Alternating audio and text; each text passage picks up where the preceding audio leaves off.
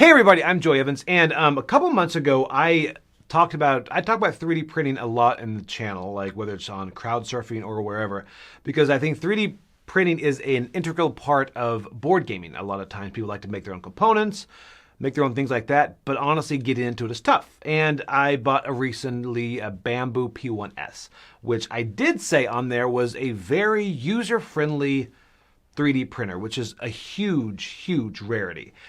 But a lot of the comments were the fact that I really did like when it first came out, it worked so well out of the box. A lot of the comments were, wait till you have it a while. Let us know what you think about it after you actually put it through those stress tests. Does it? I mean, because everything works great out of the box. Most things work great out of the box. But this one, they were wondering, okay, does this actually hold up after a couple months of use? So this last couple months, I have printed a lot with my Bambu P1S, and I have kind of put it through the ringer on stress tests. So I'm going to talk about some of the things I've printed and talk about some of the good and bad things about this printer, so you can decide whether or not this is for you to either start your 3D printing journey or add this to your list. So here we go.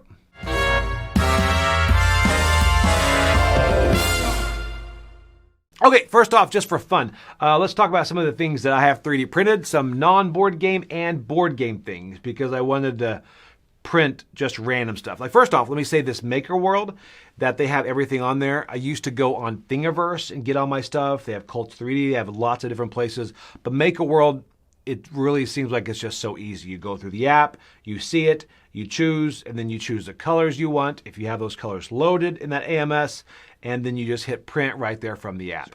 But anyway, so first off, some random things I printed. I printed bookmarks, and bookmarks are a big thing. I did these bookmarks, these Wizard of Oz bookmarks, my daughter. And then I also printed some random cube lamp. Not sure why I printed this, but it is sitting there on my desk, right next to Tom. Not sure if he's even noticed it yet. Then also lightbox signs.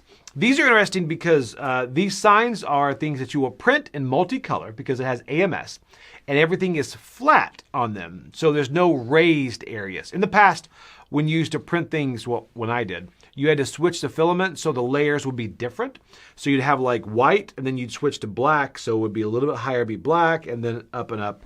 So these light boxes weren't really possible because the density was different. But now it prints everything just level. From Back to the Future, one of my favorite Easter eggs, and I got this actually for Chris Yee for his housewarming, because this is one of his favorite Easter eggs from Back to the Future, where the Twin Pine Malls turned into Lone Pine Malls.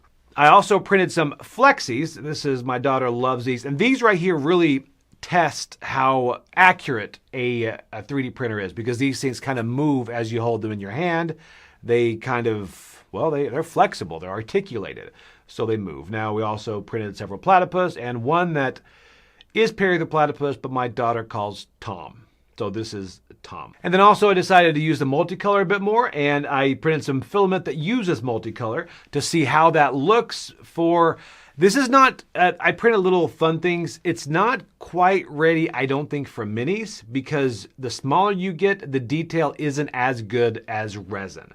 You know, so you can see some layer lines. Now that might not bother some people because the ease of use is there, but you will see those layer lines. And there's also one other problem with multicolor prints that I'll go to in a moment. But so I printed those, printed some luggage tags for when we go to Dice Tower East and things, which the tickets are on sale for now.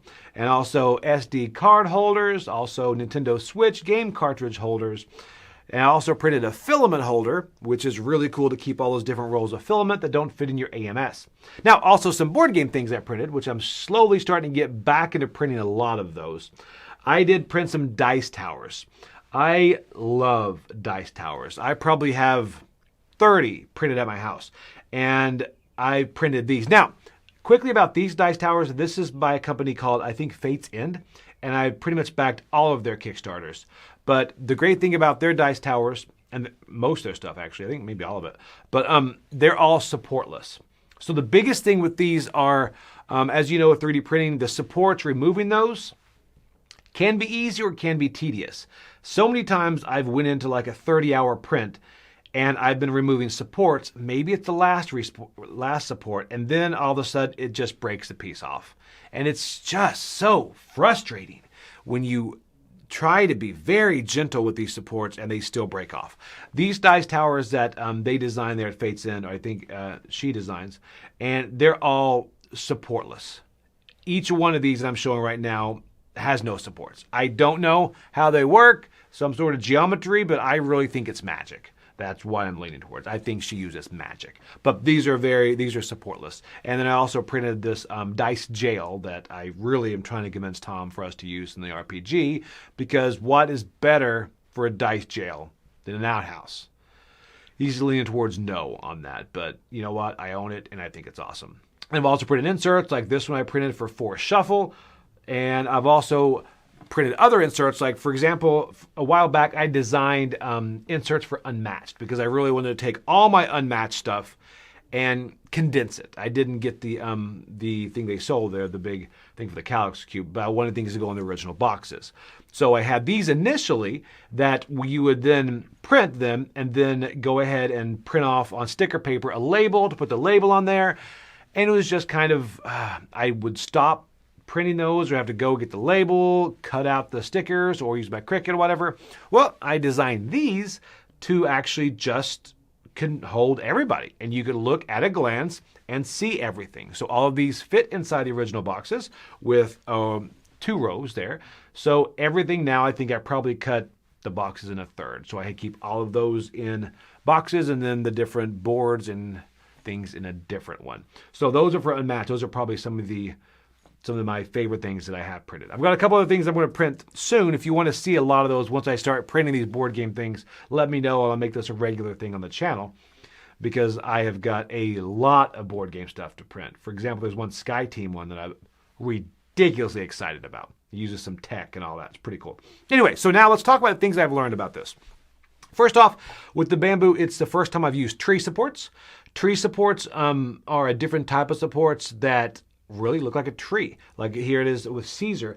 The whole thing is these tend to almost, I feel like they remove easier and they're less fiddly than the normal supports I'm used to. So those kind of move, they kind of break off a bit better. So if I go to supports, I use the tree supports on there, and those have been great. Some things the tree supports aren't fantastic with, but they're really good because they attach more to the base plate and they don't support to another part of the model.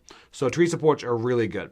Also, at first I started using a chute because the whole thing is with filament changes, it'll kind of take a little bit of filament, stick it out, it'll come out and kind of cleanse, or I don't know, cleanse the kind of the extruder there, and they'll put it out and then they'll drop it back in the back and it'll fall behind the printer. Well, they have these chutes that will kind of take it so it'll roll around and then stay there to the front. These chutes kind of get clogged up, and because of that, it's been clogged up. I've had a couple of print failures on that because of those. So now I no longer use a chute. I just put a box in the back to collect all that really filament poop that is back there. So then also a couple of hiccups. The adhesion to the bed I first said was great. I didn't have to use hairspray at all. It was sticking really well. Well, I'm back to using hairspray. Now, you don't have to use hairspray. You could probably get a good clean and get it going like that, but I do use I have this Aquanet hairspray. I'll use my Prusa, put it on there, and I haven't had adhesion problems. But it is one of those things I do add between every print, then clean it every once in a while.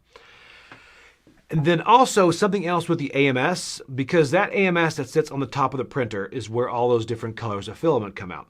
Now, because they actually have a longer Bowden tubes that they're going to go from there into the printer, it's a little bit further for it to travel. So there's more chances of getting clogged. Now, the majority of filaments don't have problems. If you see filaments that aren't perfectly made, they're kind of like wiggly, those will get stuck, so I visually check those.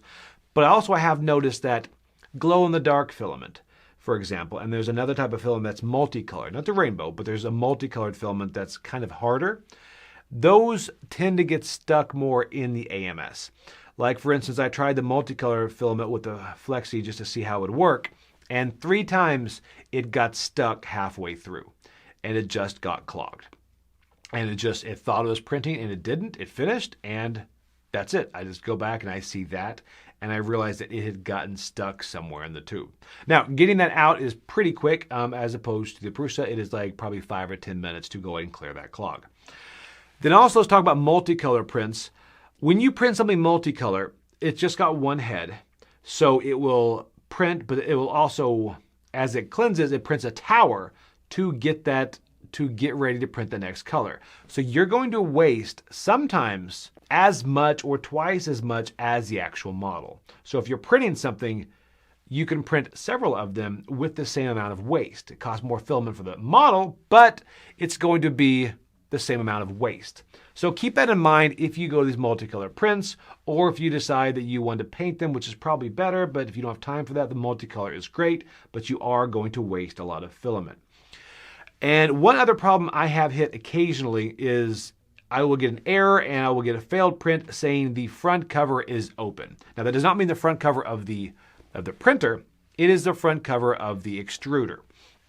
And for some reason, if things do not adhere well to the bed or filament gets stuck on the top, I will look in there and I will just see that front off and then everything just going bad. Now normally I can then put it back on there and it'll continue the print, but a couple of times it has caused what's called layer shifts.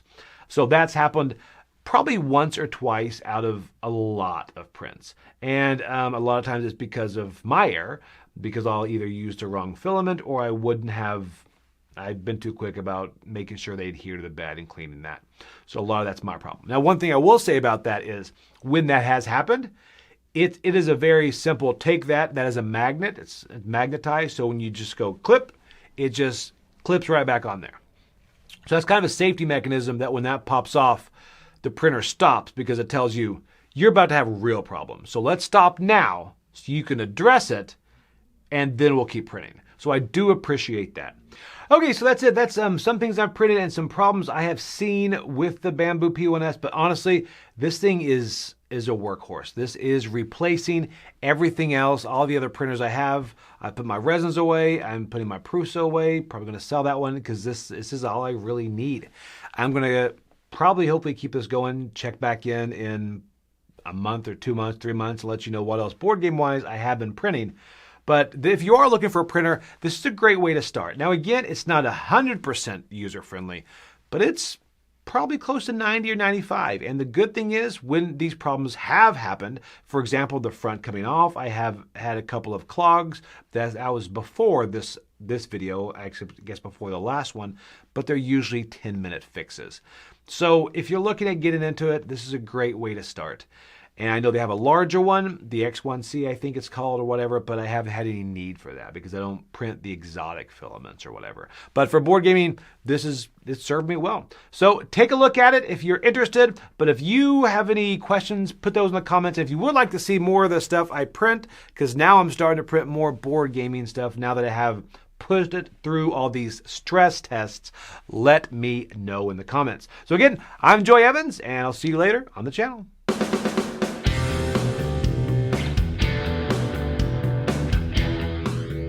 Hey folks, thanks for joining us for that video. If you haven't yet, like the video, subscribe to the channel, and hey, make sure you check out what's happening where I'll cover an app on an iOS or a Switch device, and you can check it out along with me. Thanks very much. You've been watching The Dice Tower.